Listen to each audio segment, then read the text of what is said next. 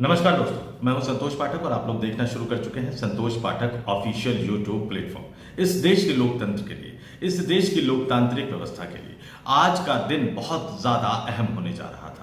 आज का दिन ये तय करने वाला दिन था कि क्या चुनाव आयोग को ये अधिकार है कि कौन सा देश का नागरिक मतदान करने के योग्य है या नहीं। क्या चुनाव आयोग मतदाता सूची को तय करते करते कहीं इस देश की नागरिकता तो तय नहीं करने लग गया, कहीं अपने संवैधानिक अधिकारों का उल्लंघन तो नहीं करने लग गया। संविधान ने जितने अधिकार चुनाव आयोग को दिए हैं कहीं उन अधिकारों का तो उल्लंघन नहीं करने लग गया।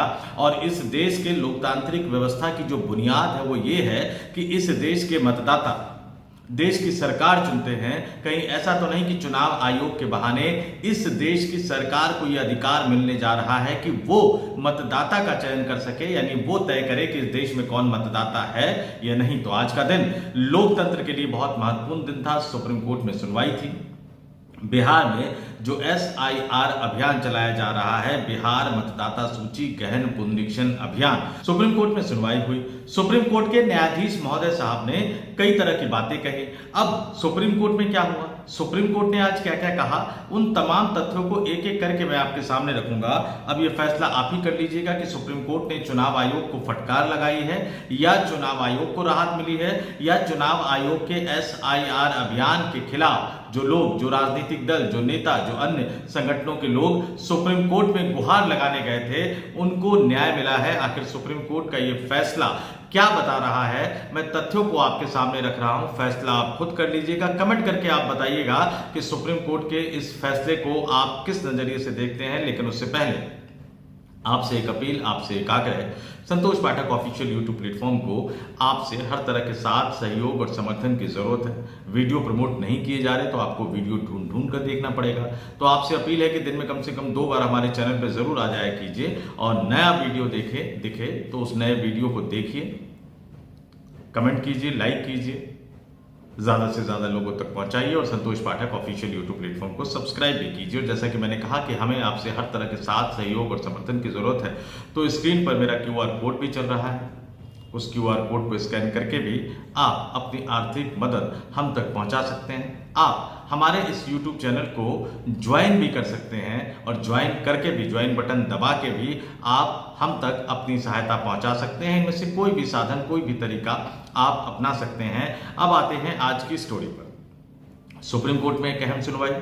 बिहार में जो मतदाता सूची का जो गहन पुनरीक्षण अभियान चलाया जा रहा है, अभी हाल ही में एक कुत्ते का भी एक पहचान पत्र बन गया था, उसको लेकर भी कई तरह के किंतु परंतु हैं। लेकिन आज जो मोटे तौर पर सुप्रीम कोर्ट में जो मामले की सुनवाई हुई वो मैं आपके सामने रख देता हूं। लेकिन उससे पहले एक बड़ा दिलचस्प आंकड़ा, बड़ा दिलचस्प तथ्य बता देता हूं कि बिहार में जो SIR को चुनौती देने वाले याचिकाओंकर्ताओं की तरफ से सुप्रीम कोर्ट को ये बताया गया कि 65 लाख मतदाताओं के नाम काटे जा रहे हैं, जो चुनाव आयोग का जो अपना रिलीज है उसके आधार पर। और ये कहा गया, याचिकाकर्ताओं ने कहा मोटे तौर पर कि कहा जा रहा है कि इनमें से कुछ अपना घर छोड़कर कहीं और चले गए हैं, कुछ की मृत्यु हो गई है। और इस पर जस्टिस बागची ने सख्त रवैया अपनाते हुए कहा कि हम इस पूरे मामले को देख रहे हैं। अगर बड़े पैमाने पर मतदाताओं का नाम वोटर लिस्ट से, यानी मतदाता सूची से काटा जा रहा है तो हम तुरंत हस्तक्षेप करेंगे।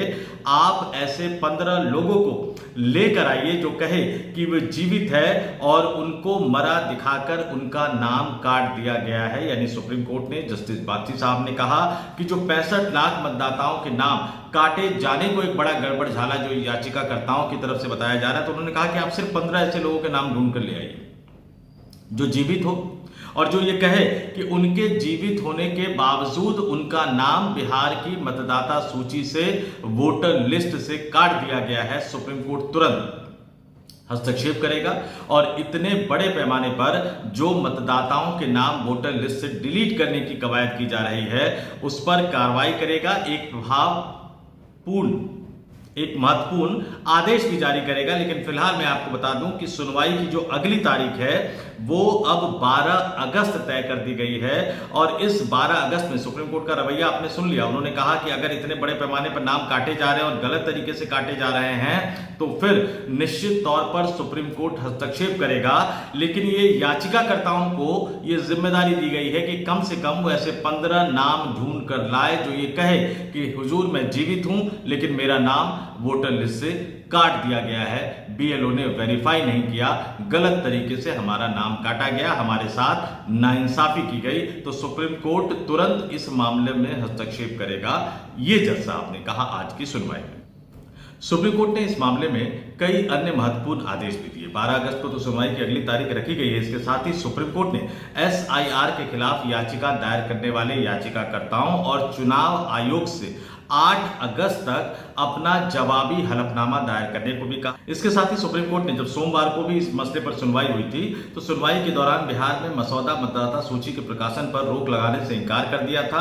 हालांकि सुप्रीम कोर्ट ने एक बार फिर से सोमवार को भी जो सुनवाई की थी उसमें कई तरह के सुझाव दिए थे। खासतौर से सुप्रीम कोर्ट ने कहा था कि चुनाव आयोग को मतदाता सूची, आधार कार्ड और राशन कार्ड, चलिए राशन कार्ड को लेकर बहुत बड़े पैमाने पर फर्जीवाड़े की बात कही जा रही है, लेकिन आधार कार्ड और वोटर आई कार्ड को तो चुनाव आयोग को जरूर स्वीकार करना चाहिए। लेकिन चुनाव आयोग ने इसको एक बार फिर से खारिज कर दिया। तो अब जो आज की सुनवाई हुई, सीधे सीधे कहा कि बड़े पैमाने पर अगर मतदाताओं के नाम काटे जा रहे हैं और याचिकाकर्ता अगर सबूत लाके दे देते हैं, ऐसे 15 व्यक्ति भी आ जाए जो कहें कि वो जीवित है लेकिन उनका नाम काटा गया, तो सुप्रीम कोर्ट इस प्रक्रिया में तुरंत हस्तक्षेप करेगा। लेकिन फिलहाल चुनाव आयोग पर या एसआईआर की प्रक्रिया पर कोई रोक सुप्रीम कोर्ट नहीं लगाने जा रहा है, तो चुनाव आयोग के लिए एक राहत की बात है। 8 अगस्त तक फिर से उनको जवाबी हलफनामा दायर करने को कहा गया, यानी चुनाव आयोग को एक बार फिर से देश की अदालत में, देश के सुप्रीम कोर्ट के सामने अपनी बातों को रखना पड़ेगा। और इस पूरे मामले में कब कब क्या क्या हुआ वो भी मैं आपको बता देता हूं। बिहार में विधानसभा चुनाव से पहले जो एसआईआर अभियान शुरू किया गया तो 10 जुलाई को सुप्रीम कोर्ट में इसमें अहम सुनवाई हुई, जिस सुनवाई में सुप्रीम कोर्ट ने चुनाव आयोग से ये कहा कि आप संवैधानिक संस्था है इसलिए हम आपको आदेश नहीं दे सकते, लेकिन आपको 11 मान्य दस्तावेजों की सूची में voter I card, Aadhaar card और राशन कार्ड को शामिल करना चाहिए। चुनाव आयोग ने 21 जुलाई को अपना जवाबी हलफनामा दायर किया और इसमें सीधे तौर पर बता दिया केंद्र सरकार के आंकड़ों का हवाला देते हुए कि देश में बड़े पैमाने पर फर्जी राशन कार्ड बने हुए, इसलिए राशन कार्ड को वो 11 मान्य दस्तावेजों की सूची में शामिल नहीं कर सकता। आधार कार्ड को लेकर भी तर्क दिया गया कि आधार कार्ड नागरिकता का प्रमाण नहीं है, कई हाईकोर्ट द्वारा दिए गए आदेशों का जिक्र उसमें किया गया, इसलिए आधार कार्ड को भी शामिल नहीं कर सकते। वोटर लिस्ट को उन्होंने कहा कि वोटर आई कार्ड सिर्फ एक नंबर है, एक कार्ड है जो वोटर लिस्ट के बारे में बताता है, इसलिए उसको भी इन 11 मान्य दस्तावेजों की सूची में शामिल नहीं किया जा सकता। ये 21 जुलाई को अपने जवाबी हलफनामे में चुनाव आयोग ने कहा था। 28 जुलाई को सोमवार को सुनवाई हुई और सोमवार को सुनवाई के दौरान कई तरह की बातें निकलकर सामने आई और एक बार फिर से सुप्रीम कोर्ट ने चुनाव आयोग को सुझाव दिया कि चलिए आप राशन कार्ड को नहीं लेकिन आधार कार्ड और वोटर आई कार्ड को तो शामिल कीजिए। चुनाव आयोग ने उस पर भी मना कर दिया।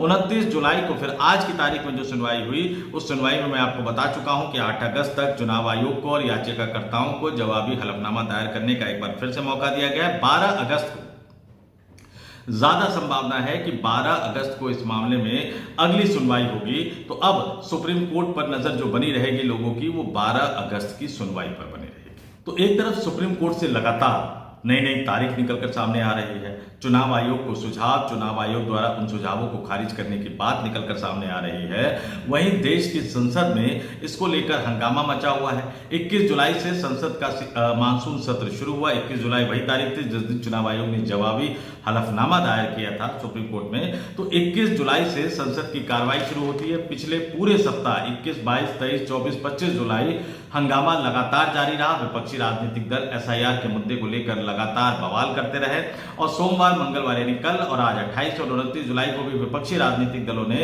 एसआईआर के खिलाफ संसद भवन परिसर में विरोध प्रदर्शन किया और इंडिया गठबंधन इस पूरे मामले में एकजुट नजर आ रहा है।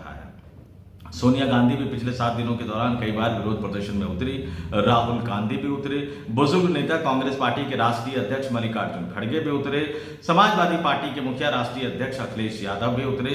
तो कांग्रेस पार्टी के सांसद, समाजवादी पार्टी के सांसद, राष्ट्रीय जनता दल के सांसद, डीएमके के, तृणमूल कांग्रेस सहित इंडिया गठबंधन में शामिल लगभग 2 दर्जन के राजनीतिक दल इस SIR के मुद्दे पर एकजुट होकर सरकार को घेरते हुए नजर आ रहे हैं।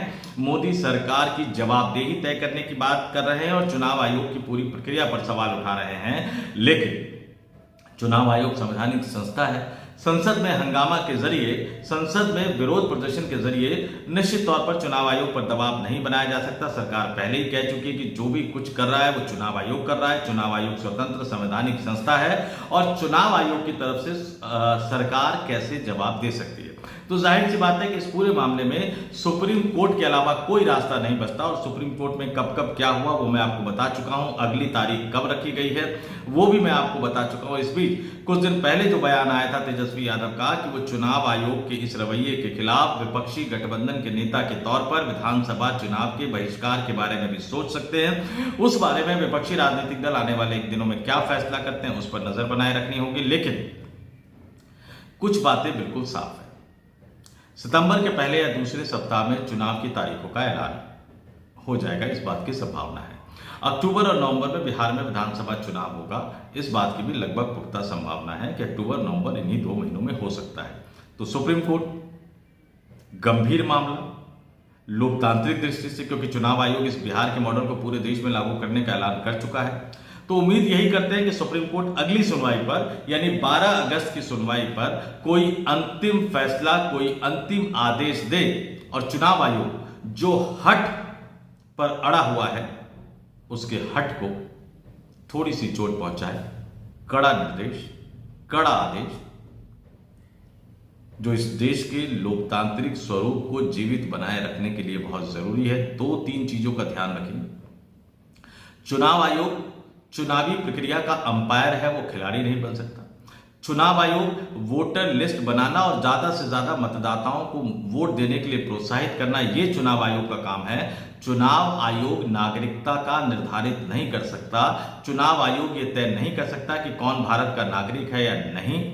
लेकिन दुर्भाग्य से इस मामले में चुनाव आयोग अपनी हदें लांघता हुआ नजर आ रहा है। और मैं आज कतई आपको नहीं बताऊंगा कि 65 लाख लोगों के नाम काटे जाने से बिहार के विधानसभा चुनाव में क्या फर्क पड़ेगा। मैं अपनी कई स्टोरी में आपको बता चुका हूं। इसलिए लोकतंत्र की रक्षा के लिए सुप्रीम कोर्ट को आगे आकर इस पर कोई कड़ा फैसला देना पड़ेगा। देखते हैं 12 अगस्त को सुप्रीम कोर्ट इस मसले पर क्या बोलती है। लेकिन फिलहाल इस वीडियो में इतना ही।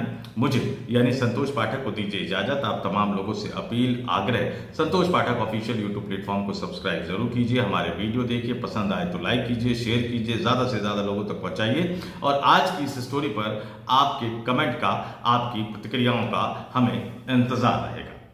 नमस्कार।